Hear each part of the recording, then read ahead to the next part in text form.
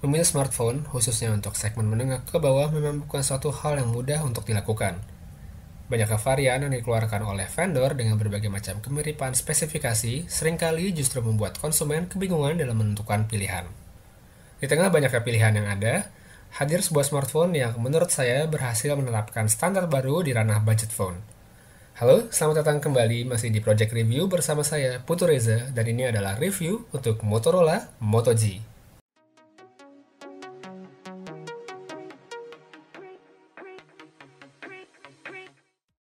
Sangat sederhana. Mungkin itu adalah kata yang paling tepat untuk menggambarkan desain dari Moto G. Tidak ada detail khusus yang hadir pada bodi Moto G secara keseluruhan sehingga smartphone ini terlihat sangat biasa. Bagian depannya polos, hanya terdapat earpiece dan juga kamera. Beralih ke bagian belakang, ada kamera utama dengan resolusi 5 megapiksel, LED flash, speaker, dan juga logo Motorola.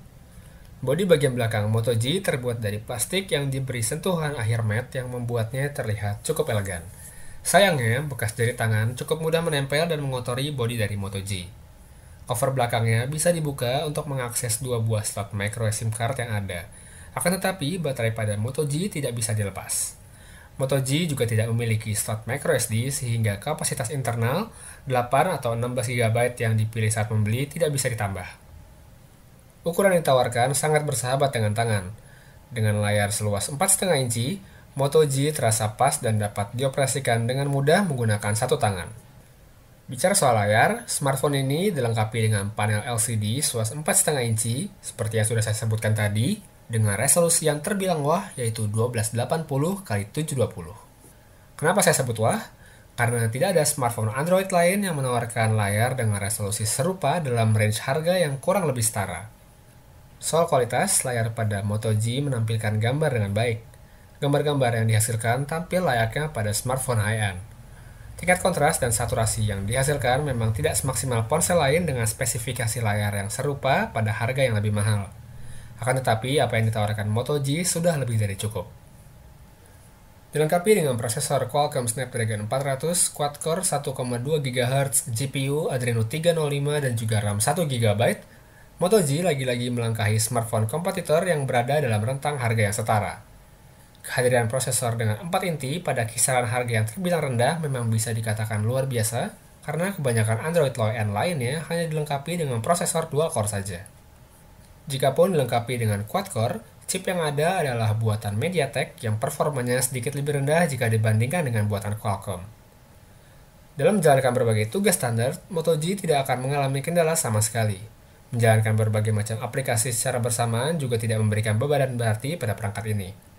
Hanya saja perlu diingat bahwa smartphone ini hanya dilengkapi dengan RAM seluas 1 GB. Cukup lega memang, tapi karena memang spesifikasi dari berbagai macam aplikasi semakin meningkat, ada kalanya Moto G cukup kewalahan saat dipakai bermultitasking untuk aplikasi yang berat. Ketika dipakai untuk memainkan game dengan tingkat grafis yang terbilang tinggi, seperti FIFA 14 atau Dead Trigger 2, smartphone yang sudah berjalan pada OS Android KitKat versi 4.4.2 ini mampu meladeninya dengan baik. Baterai dengan kapasitas 2070 mAh adalah kejutan selanjutnya dari Moto G.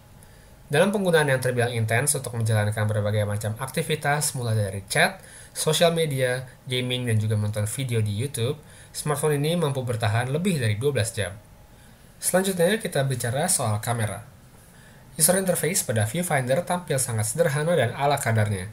Tidak ada pilihan mode yang bervariasi selain pilihan panorama dan juga HDR.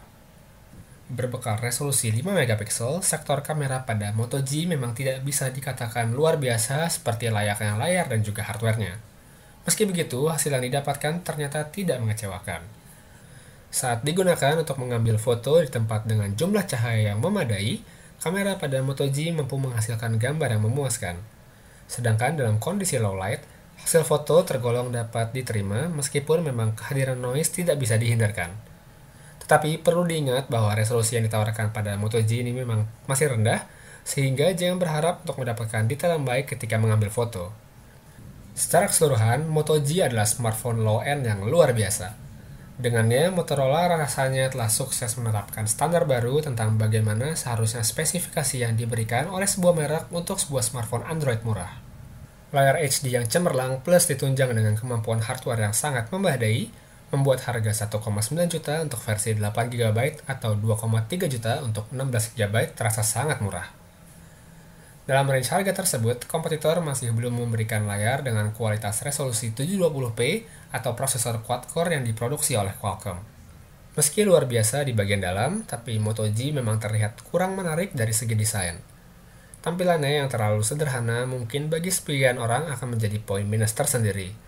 Akan tetapi dengan harganya yang murah, rasanya memang terlalu muluk jika harus menuntut banyak dari smartphone ini. Jika Anda tertarik untuk memiliki Moto G, saya sangat menyarankan untuk memilih varian dengan kapasitas 16 GB, mengingat tidak adanya slot microSD untuk menambah ruang penyimpanan.